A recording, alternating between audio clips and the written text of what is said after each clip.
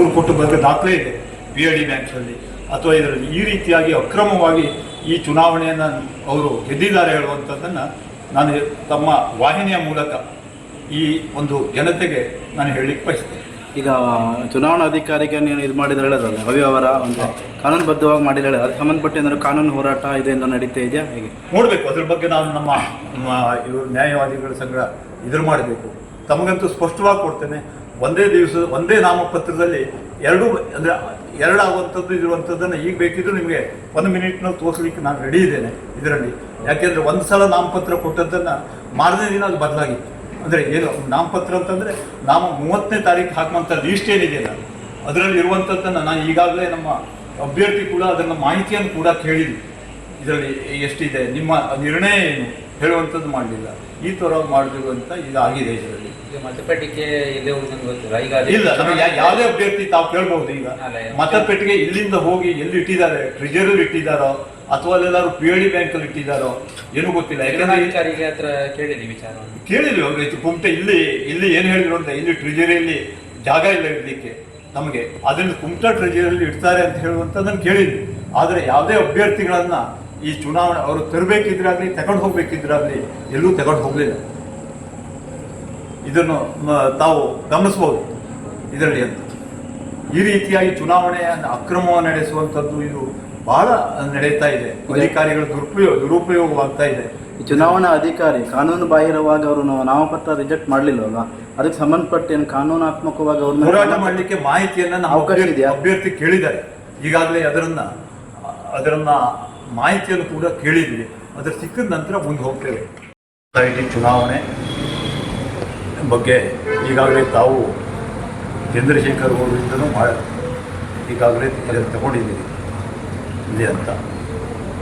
ಈ ಒಂದು ಚುನಾವಣೆ ಬಹಳ ಅಧಿಕಾರದ ಪರಮಾವಧಿ ಇದರಲ್ಲಿ ಕೆಲಸ ಮಾಡಿ ನಿಜವಾಗಿರುವಂಥ ಅಭ್ಯರ್ಥಿಗಳು ಸೋಲಿಸುವಂಥ ಒಂದು ನಿಟ್ಟಿಯಲ್ಲಿ ಈ ಸಹಕಾರಿ ಇಲಾಖೆಯ ಎಲ್ಲ ಅಧಿಕಾರಿಗಳನ್ನು ಬಳಸಿಕೊಂಡು ಚುನಾವಣೆ ನಡೆಸಿದ್ದಾರೆ. ಇದರಲ್ಲಿ ಎಲ್ಲ ಈ ಅಧಿಕಾರಿಗಳು ಭಾಗಿಯಾಗಿದ್ದಾರೆ. ತಮ್ಮ ಉದಾಹರಣೆಗೆ ಹೇಳಬೇಕು ಅಂತಂದರೆ, ನಾವು ಈ ನನ್ನ ಹತ್ರ ಮೊಬೈಲ್ನಲ್ಲಿ ಮಾಹಿತಿ ಕೂಡ ಇದೆ. ಈ ಚಂದ್ರಶೇಖರ್ ಗೌಡರು ಅವರು ಮೊದಲನೇದಾಗಿ 2 ನಾಮಪತ್ರವನ್ನು ಸಲ್ಲಿಸಿದ್ರು ಈ ಚುನಾವಣೆಗೆ. 2 ನಾಮಪತ್ರ ನಿಜವಾಗಿ ತಿರಸ್ಕೃತವಾಗಬೇಕಾಗಿತ್ತು. ಆದರೆ ಹಾಗೆ ಮಾಡಲಿಲ್ಲ. ಒಂದನೇ ದಿವಸ 30ನೇ ತಾರೀಕಿಗೆ ಇರುವಂಥ ಒಂದು ಲೀಸ್ಟನ್ನು ಅದನ್ನು ಚೇಂಜ್ ಮಾಡಿ, ಅಂದರೆ ವರ್ಗದಲ್ಲಿ ಅವರು ಸೊಸೈಟಿ ಕ್ಯಾಟಗರಿಯಲ್ಲಿ ಮೊದಲನೇದಾಗಿ ನಾಮಪತ್ರವನ್ನು ಕೊಟ್ಟಿದ್ದರು. ಇದರಲ್ಲಿ ಎರಡನೇದಾಗಿ ಈ ವರ್ಗದ ಕ್ಷೇತ್ರದಲ್ಲಿ ನಾಮಪತ್ರವನ್ನು ಕೂಡ ಸಲ್ಲಿಸಿದ್ವಿ ಇದರಲ್ಲಿ ಅಂತ.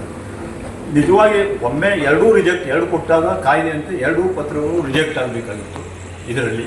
ಆ 2 ನಾಮಪತ್ರಗಳು ರಿಜೆಕ್ಟ್ ಮಾಡಲಿಲ್ಲ. ಇನ್ನು ಹೆಚ್ಚಿನದಾಗಿ 1 ನಾಮಪತ್ರವನ್ನು ಇಟ್ಟರು, ಮೊದಲನೇದನ್ನು ಇಟ್ಟು 2ನೇದು ರಿಜೆಕ್ಟ್ ಆಗಬೇಕಾಗಿತ್ತು ಇದರಲ್ಲಿ. ಆ ರೀತಿ ಮಾಡಲಿಲ್ಲ ಅದು ಇದರಲ್ಲಿ ಅಂತ.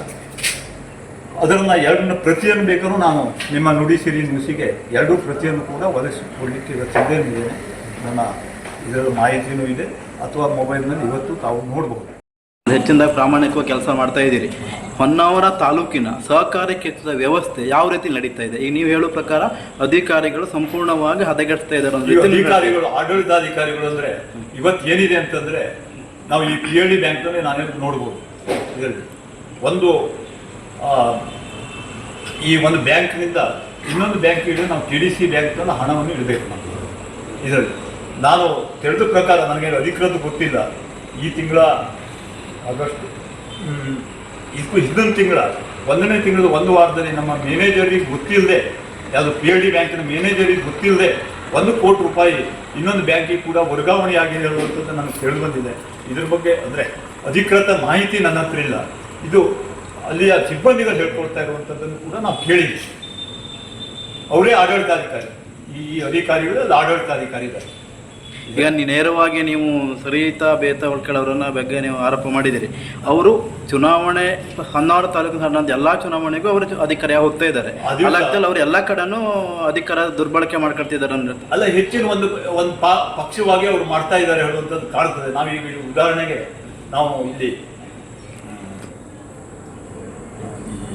ಯಾವ ಬ್ಯಾಂಕ್ ಇದು ಸೊಸೈಟಿ ಅಂತಂದರೆ ಅವ್ರ ಗಂಡನೇ ಅಲ್ಲಿ ಚುನಾವಣಾ ಕೆಲಸ ಕೂಡ ಉಪಯೋಗಿಸೋದು ತಾವು ನೋಡ್ಬೋದು ಯಾವುದು ಇದರಲ್ಲಿ ಅಂತಂದರೆ ನಮ್ಮ ಈ ರಾಜೀವ್ ನಾಯ್ಕರೆಲ್ಲ ಇದಾರಲ್ಲ ಯಾವುದು ಶರಾವತಿ ಪತ್ತಿನ ಸಂಘದಲ್ಲಿ ಅವರು ಪತಿಯನ್ನೇ ಅವರು ಅಲ್ಲಿ ಚುನಾವಣಾ ಸಿಬ್ಬಂದಿಯನ್ನು ತಗೊಂಡು ಹೋಗಿ ಅದಕ್ಕೆ ಒಂದಕ್ಕೆ ಹಣನೂ ಎಷ್ಟು ಅದಕ್ಕೂ ಹೆಚ್ಚನ್ನು ಕೂಡ ತಗೊಂಡ ಬಗ್ಗೆ ಚುನಾವಣಾ ಅಧಿಕಾರಿ ನೋಡೋದು ಕಾಣಬಹುದು. ಚುನಾವಣಾ ಅಧಿಕಾರಿ ಇವರು ಅವರ ಪತಿ ಸಿಬ್ಬಂದಿ, ಅವ್ರ ಸಿಬ್ಬಂದಿ. ಕಾನೂನಲ್ಲಿ ಅವಕಾಶ ಇದೆಯಾ? ಅವಕಾಶಗಳಿಲ್ಲ. ಅಂದ್ರೆ ತಮ್ಮ ಸ್ವಾರ್ಥ ಎಲ್ಲಿಗೆ ಬಂದಿದೆ ಹೇಳುವಂತ ತಾವು ತಿಳ್ಕೊಳ್ಬೇಕು, ಜನತೆ ತಿಳ್ಕೊಳ್ಬೇಕು. ಅದೇ ಅರ್ಥ ನೀವು ಸಹಕಾರಿ ಕ್ಷೇತ್ರ ಸಂಪೂರ್ಣ ಹದಗೆಡ್ತಾ ಇದೆ. ಸಹಕಾರಿ ಕ್ಷೇತ್ರವನ್ನು ಪೂರ್ತಿಯಾಗಿ ಹಾಳು ಮಾಡ್ತಾ ಇದ್ದಾರೆ ಇದರಲ್ಲಿ ಅಂದ್ರೆ ಅಧಿಕಾರ ಬಳಸ್ಕೊಂಡು ಇದಕ್ಕೆ ಬೇರೆ ಬೇರೆ ಈ ಇದಕ್ಕೆ ಹೋಗ್ಲಿಕ್ಕೆ ಮತಪೆಟ್ಟಿಗೆ ಅಲ್ಲಿ ನಾಪತ್ತೆ ಎಲ್ಲಿದೇನು ಮಾಹಿತಿ ಆಗಿದೆ ಅಂತಲ್ಲ, ಅದ್ರ ಬಗ್ಗೆ ಏನಾದ್ರು ಕಾನೂನಾತ್ಮಕ ಹೋರಾಟ ಮಾಡ್ತೀವಿ ಮುಂದೆ? ಅಲ್ಲ, ಅದು ಎಲ್ಲಿದೆ ಏನು ತಿಳ್ಕೊಳ್ಬೇಕು, ಇನ್ನೆಲ್ಲ ಅದರ ದಾಖಲೆಗಳನ್ನು ಪಡ್ಕೊಳ್ಬೇಕು ನಮಗೆ. ಅಂದ್ರೆ ಈ ತರ ವಿಶ್ವಾಸ ಯಾಕೆಂದ್ರೆ ಇಲ್ಲಾಗಿತ್ತು ನನಗೆ ಇವತ್ತೇ. ಅಂದ್ರೆ ನಾನು ಅದರಲ್ಲಿ ಆ ದಿವಸ ಅಂದ್ರೆ ನಾನು ಎದುರಾಗಿ ಹೋಗ್ಲಿಕ್ಕೆ ಅಂದ್ರೆ ಇದ್ರಿಗೆ ಬಂದೆ. ಆ ದಿವಸ ನಮ್ಮ ಭಾವವರ್ಗದ ಅಭ್ಯರ್ಥಿ ಇದ್ರು. ಆ ದಿವಸ ಅದೇ ನಾನು ಹೇಳಿದ್ನಲ್ಲ, ಮೊದಲೇ ಹೇಳಿದಾಗ 2 ನಾಮಪತ್ರ ಇದೆ, ಇದು ರಿಜೆಕ್ಟ್ ಮಾಡಬೇಕು ಹೇಳಿ ಅವನಿಂದ ಅರ್ಜಿ ಕೊಡ್ಲಿಕ್ಕೆ ಒಂದು ಲಾಯರ್ ಕೂಡ ಬಂದಿದ್ದು. ಲಾಯರ್ ಇಲ್ಲಲ್ಲ ಅಲೌಡ್, ಇಲ್ಲಿ ಹೇಳಿ ಲಾಯರನ್ನು ಅಲೌಡ್ ಕೂಡ ಮಾಡಿಲ್ಲ ಚುನಾವಣಾಧಿಕಾರಿ.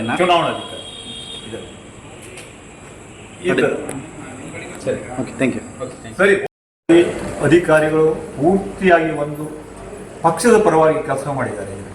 ಇಲ್ಲಿ ಚುನಾವಣೆ ಅಧಿಕಾರಿಯಾಗಿದ್ದ ಸರಿತಾ ಬಾಯಿ ಅವರು ಬಹುಶಃ ನಾನು ಬಹಳ ಎಚ್ಚರಿಕೆಯನ್ನು ಮಾಡಿದ್ದೆ ಈ ಚುನಾವಣೆ. ಯಾಕೆಂದರೆ ಇದರಲ್ಲಿ ನಡೆದಂಥ ಈ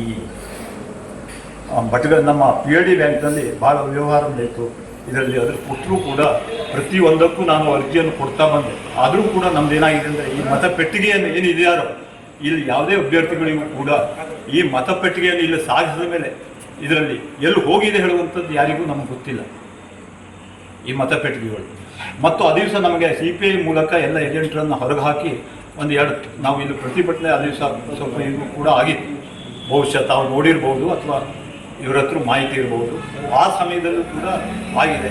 ಇದರಲ್ಲಿ ಮತಪೆಟ್ಟಿಗೆಗಳನ್ನು ಎಲ್ಲಿ ಇಟ್ಟಲ್ಲಿ ಬಹುಶಃ ಈ ಒಂದು 30-40 ವರ್ಷ ರಿಜೆಕ್ಟ್ ಆದದ್ದು ನೋಡಿದಾಗ ಇವರು ತೆಗೆದು 2 ಹೊಡೆದಿದ್ದಾರೆ ಹೇಳುವಂಥದ್ದು ಸ್ಪಷ್ಟವಾಗಿ ಕಾಣ್ತದೆ. ಅಂದರೆ ರಿಜೆಕ್ಟ್ ಮಾಡುವಂಥದ್ದು ಸ್ಪಷ್ಟವಾಗಿ ಕಾಣ್ತದೆ. ಈ ಅಧಿಕಾರಿಗಳಂತೂ ಎಲ್ಲ ಕಡೆಗೂ ಹಾಗೆ ಅವರದ್ದೇ ಸಿಬ್ಬಂದಿಗಳು. ಇಲ್ಲಿ PLD ಬ್ಯಾಂಕಿಗೆ ಕೆಳಗನೂರು ಸೊಸೈಟಿಯ ಸಿಬ್ಬಂದಿಗಳು, ಕೆಳಗನೂರು ಸೊಸೈಟಿಗೆ PLD ಬ್ಯಾಂಕಿಗೆ ಸಿಬ್ಬಂದಿಗಳನ್ನು ಹಾಕಿ ನಿಲ್ಲಿಸುವಂಥದ್ದು. ಈ ಸರಿತಾ ಬಾಯಿ ಹೇಳುವಂಥದ್ದು ಏನಿದೆಯಾ ಚುನಾವಣೆ ಅಧಿಕಾರ, ಅದರ ಗಂಡನನ್ನು ಮತ್ತು ಮಗನನ್ನು ಕೂಡ ಬಳಸ್ಕೊಂಡಂಥ ಉದಾಹರಣೆಗಳು ನಾವು ಚುನಾವಣೆಯಲ್ಲಿ ನೋಡ್ಬೋದು. ಈ ರೀತಿಯಾಗಿ ಒಂದು ಇದರ ಪರವಾಗಿ ಅವರು ಕೆಲಸ ಮಾಡೋದ್ರಿಂದ ಅಷ್ಟು ಭ್ರಷ್ಟಾಚಾರದಲ್ಲಿ ಅವರು ಭಾಗಿಯಾಗಿ ಈ ಚುನಾವಣೆ ನಡೆಸಿದ್ದಾರೆ. ಆದರೂ ಕೂಡ ನಾವು ಇದರಲ್ಲಿ ಸಾಕಷ್ಟು ನಮ್ಮ ಶ್ರಮವನ್ನು ವಹಿಸಿ ನಮ್ಮ ಒಂದು 5 ಸೀಟನ್ನು ನಾವು ಈಗಾಗಲೇ ತೆಗೆದುಕೊಂಡಿದ್ದೇವೆ. ಇದರಲ್ಲಿ ಇಂಥ ಒಂದು ಭ್ರಷ್ಟಾಚಾರದಲ್ಲಿ ಚುನಾವಣೆ ಈ ಸಹಕಾರಿ ಕ್ಷೇತ್ರಕ್ಕೆ ಹೋಗಲಿಕ್ಕೆ ಸ್ವಲ್ಪ ನಮ್ಮಂಥವ್ರಿಗೆ ಬಹಳ ಒಂದು ನೋವಾಗ್ತದೆ. ಇದರಲ್ಲಿ ಈ ರೀತಿಯಾಗಿ ನಾನು PLD ಬ್ಯಾಂಕಲ್ಲೂ ಕೂಡ ಯಾವುದೇ ಒಂದು ಚುನಾವಣೆಯಲ್ಲಿ ಏಜೆಂಟ್ರನ್ನು ಕೂತ್ಕೊಳ್ಬೇಕು ಅನ್ನುವಂಥದ್ದು ನಾವು ನೋಡಿರ್ಬೋದು. ಈ ನಮ್ಮ ಸಾದಾ ಒಂದು ಪಂಚಾಯತ್ ಚುನಾವಣೆ ಆದರೂ ಅಲ್ಲಿ ಒಂದು ಮೂಲೆಯಲ್ಲಿ ಒಂದು ಕುರ್ಚಿಯನ್ನು ಹಾಕಿ ಏಜೆಂಟ್ರನ್ನು ಕೂರಿಸ್ತಾರೆ ಇದರಲ್ಲಿ, ಅಥವಾ ಅಭ್ಯರ್ಥಿ ಕೂತ್ಕೊಳ್ತಾನೆ. ಇಲ್ಲಿ ಅವರು ಯಾರಿಗೂ ಕೂತ್ಕೊಳ್ಳಿಕ್ಕೆ ಅವಕಾಶ ಕೊಟ್ಟಿಲ್ಲ, ಹೊರಗಿಟ್ಟಿದ್ರು ಇದರಲ್ಲಿ ಅಂತ. ಈ ಥರವಾಗಿ ಮೋಸ ಮಾಡ್ತಾರೆ. ಏಜೆಂಟ್ ಇಲ್ಲದೆ ಅದು ಇಲ್ಲದೆ ಹೋದರೆ ಇದರಲ್ಲಿ ಆಗುವಂಥದ್ದು ಏನಾಗ್ಬೋದು? ಈಗ ನಾವು ತಿಳಿದಿದ್ವಿ ಹೊನ್ನಾವರ ತಾಲೂಕಲ್ಲಿ ಇದೆ ಅಂತ.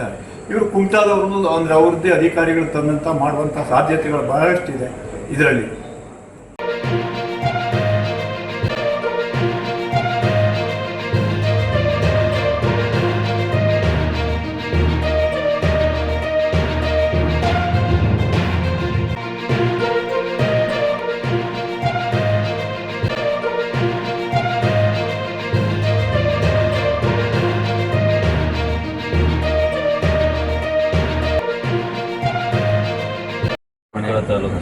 ಫಲಿತಾಂಶ ಪ್ರಕಟ ಆಗಿದೆ, ಅದ್ರ ಬಗ್ಗೆ ತುಂಬ ಖುಷಿಯಾಗ್ತಾ ಇದೆ. ಮೊನ್ನೆ 7/9/2025 ನಡೆದಂಥ ಈ ಒಂದು ಚುನಾವಣೆಯಲ್ಲಿ ಅವತ್ತೇ ನಮಗೆ 7 ಸೀಟುಗಳು, ಅಂದರೆ ಸೊಸೈಟಿ ಕೇಡರ್ನಿಂದ ಬಂದಂಥ 7 ಸೀಟುಗಳು ನಮಗೆ ಜಯವನ್ನು ತಂದುಕೊಟ್ಟಿತ್ತು.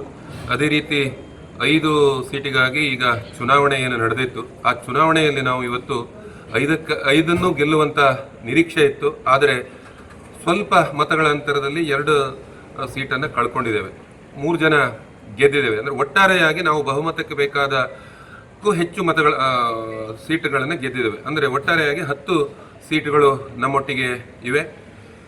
ಇದರಲ್ಲಿ ಈ ಒಂದು ಚುನಾವಣೆಯಲ್ಲಿ ನಮಗೆ ನಮ್ಮ ನಾಯಕರಾದಂಥ ಶ್ರೀಯುತ ನಮ್ಮ ಜಿಲ್ಲೆಯ ಉಸ್ತುವಾರಿ ಸಚಿವರು ಹಾಗೆ ನಮ್ಮ ಭಟ್ಕಳ ಹೊನ್ನಾವರ ವಿಧಾನಸಭಾ ಕ್ಷೇತ್ರದ ಶಾಸಕರಾದಂಥ ಮಂಕಾಳ ಎಸ್ ವೈದ್ಯರವರು ನಮ್ಮೊಟ್ಟಿಗೆ ಇದ್ದು ಸಹಕಾರವನ್ನು ಕೊಡುವುದರ ಮೂಲಕ ನಮ್ಮನ್ನು ಹುರಿದುಂಬಿಸಿ ನಮ್ಮ ಕಾರ್ಯಕರ್ತರಿಗೂ ಕೂಡ ಹೆಚ್ಚು ಪ್ರೋತ್ಸಾಹವನ್ನು ಕೊಟ್ಟು ನಮಗೆ ಆ ಮತಗಳನ್ನು ತಂದು ಹಾಕುವಂಥ ನಿಟ್ಟಿನಲ್ಲಿ ಕೆಲಸ ಮಾಡಿದ್ದಾರೆ. ಹಾಗೆ ನಮ್ಮ ಪಕ್ಷದ ಕಾರ್ಯಕರ್ತರು ಕೂಡ ಈ ಒಂದು ದೊಡ್ಡ ನಿಟ್ಟಿನಲ್ಲಿ ಹೋರಾಟವನ್ನು ಮಾಡಿ ನಮಗೆ ಗೆಲುವನ್ನು ತಂದುಕೊಟ್ಟಿದ್ದಾರೆ. ಈ ಗೆಲುವು ನಮ್ಮ ಕೆಲಸ ಮಾಡಿದಂಥ ನಮ್ಮೊಟ್ಟಿಗೆ ಕೆಲಸ ಮಾಡಿದಂಥ ನಮ್ಮ ಕಾರ್ಯಕರ್ತರಿಗೆ ಸಲ್ಲಬೇಕು ಅನ್ನೋ ಮಾತನ್ನು ಈ ಸಂದರ್ಭದಲ್ಲಿ ನಾನು ಹೇಳ್ತೇನೆ.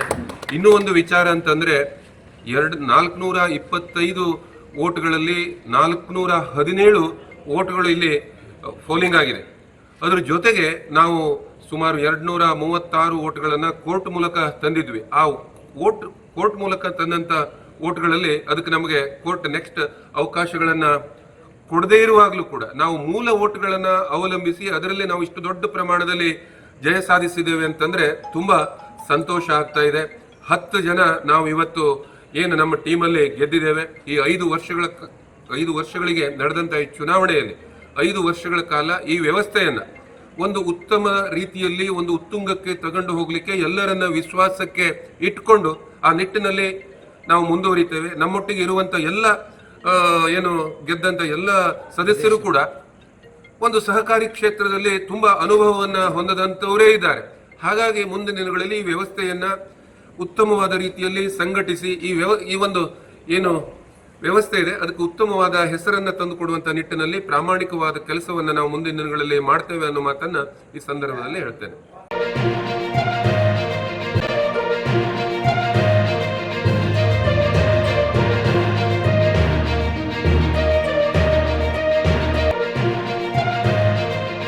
ಗೆಲುವನ್ನು ನಾನು ಮೊದಲನೇದಾಗಿ ನಮ್ಮ ಉಸ್ತುವಾರಿ ಸಚಿವರು, ನಮ್ಮ ಆತ್ಮೀಯರು, ಹಿರಿಯರಾಗಿರ್ತಕ್ಕಂಥ ಮಂಕಾಳ ವೈದ್ಯರವರಿಗೆ ಹಾಗೂ ನಮ್ಮ ಬ್ಲಾಕ್ ಅಧ್ಯಕ್ಷರಾಗಿರ್ತಕ್ಕಂಥ ಗೋವಿಂದ್ ನಾಯ್ಕರವರಿಗೆ ಹಾಗೂ ನಮ್ಮ ಪಕ್ಷದ ಎಲ್ಲ ಹಿರಿಯ ಕಿರಿಯ ಮುಖಂಡರಿಗೆ ಸಲ್ಲಿಸ್ತೇನೆ. ಯಾಕಂತಂದರೆ ಈಗ ನೀವು ಧರ್ಮಸ್ಥಳದೆಲ್ಲ ವಿಚಾರ ಕೇಳ್ತಿದ್ದೀರಲ್ಲ, ಷಡ್ಯಂತ್ರ ಹೇಳಿ ಇಲ್ಲೂ ಕೂಡ ದೊಡ್ಡ ಷಡ್ಯಂತ್ರ ನಡೆದಿತ್ತು. ನಮ್ಮನ್ನು ಸೋಲಿಸಲೇಬೇಕು ಅನ್ನುವಂಥ ಒಂದು ಪಣ ತೊಟ್ಟಂಗೆ ನನಗೆ ಅನಿಸ್ತಾ ಇತ್ತು. ಯಾಕಂತಂದರೆ ನಂದಿದ್ದು 29ನೇ ಎಲೆಕ್ಷನ್, ಆದರೆ ಯಾವ ಎಲೆಕ್ಷನಲ್ಲೂ ನಾನು ಹೆದರಿರಲಿಲ್ಲ. ಈ ಎಲೆಕ್ಷನಲ್ಲಿ ಮಾತ್ರ ಅವರು ಬಹಳ ನಮ್ಮನ್ನು ಸೋಲಿಸಲೇಬೇಕು, ನಮ್ಮ ಟೀಮೇ ಗೆಲ್ಲಬೇಕು ಅನ್ನುವಂಥ ಒಂದು ಷಡ್ಯಂತ್ರವನ್ನು ಮಾಡಿದರು. ಆದರೆ ಆ ಷಡ್ಯಂತ್ರಕ್ಕೆ ಎದೆ ಕೊಟ್ಟು ನಮ್ಮ ಮಂತ್ರಿಗಳು, ನಮ್ಮ ಬ್ಲಾಕ್ ಅಧ್ಯಕ್ಷರು, ಕಾರ್ಯಕರ್ತರು ಎಲ್ಲರೂ ಬಹಳ ಒಳ್ಳೆಯ ರೀತಿಯಿಂದ, ಅಂದರೆ ನಮ್ಮ ಟೀಮಿಗೆ ಎಷ್ಟು ಕೆಲಸ ಆಗಿದೆ ಅಂತಂದರೆ ಹೇಳಲಿಕ್ಕೆ ಸಾಧ್ಯ ಇಲ್ಲ. ಅಷ್ಟು ಪ್ರತಿಯೊಬ್ಬರು ಕೂಡ ಒಂದೊಂದು ಓಟನ್ನು ಒಬ್ಬೊಬ್ಬರು ತೊಗೊಂಡು ಬಂದು ಹಾಕಿಸಿದ್ದಾರೆ. ಹಾಗಾಗಿ ನಾನು ಮೊದಲನೇದಾಗಿ ಕಾರ್ಯಕರ್ತರಿಗೆ, ನಮ್ಮ ನಾಯಕರುಗಳಿಗೆ ಕೃತಜ್ಞತೆಯನ್ನು ಸಲ್ಲಿಸ್ತೇನೆ. ಎಲ್ಲ ವಿಷಯ ನಮ್ಮ ಅಧ್ಯಕ್ಷ ಹೇಳಿದ್ದಾರೆ. ಮುಂದಿನ ದಿನಗಳಲ್ಲಿ ಈ ಸಂಘವನ್ನು ಇನ್ನೂ ಉನ್ನತ ಸ್ಥಾನಕ್ಕೆ ತಗೊಂಡು ಹೋಗಿ ಮತ್ತು ಏನು ನಮ್ಗೆ ಓಟ್ ಹಾಕಿದ್ದಾರೆ ಅವರಿಗೆ ನ್ಯಾಯ ಕೊಡಿಸುವಂಥ ಕೆಲಸವನ್ನು ಮಾಡ್ತೇವೆ ಅನ್ನೋ ಮಾತನ್ನು ಎಲ್ಲರ ಪರವಾಗಿ, ಇಲ್ಲಿ ನಮ್ಮ ಜೊತೆ ಇದ್ದಂಥ ಎಲ್ಲ ಮುಖಂಡರುಗಳು, ಕಾರ್ಯಕರ್ತರು, ನಮ್ಮ ಹಿತೈಷಿಗಳು ಎಲ್ಲರೂ ಕೆಲಸ ಮಾಡಿದ್ದಾರೆ. ಎಲ್ಲರಿಗೂ ಕೂಡ ನಾನು ತಮ್ಮ ಮೂಲಕ ಅವರೆಲ್ಲರಿಗೂ ನಮ್ಮ ಬ್ಲಾಕ್ ಅಧ್ಯಕ್ಷ ಪರವಾಗಿ, ಮಂಕಾಳ ವೈದ್ಯರ ಪರವಾಗಿ ಅವರಿಗೆ ಧನ್ಯವಾದವನ್ನು ಹೇಳಲಿಕ್ಕೆ ಬಯಸ್ತೇನೆ.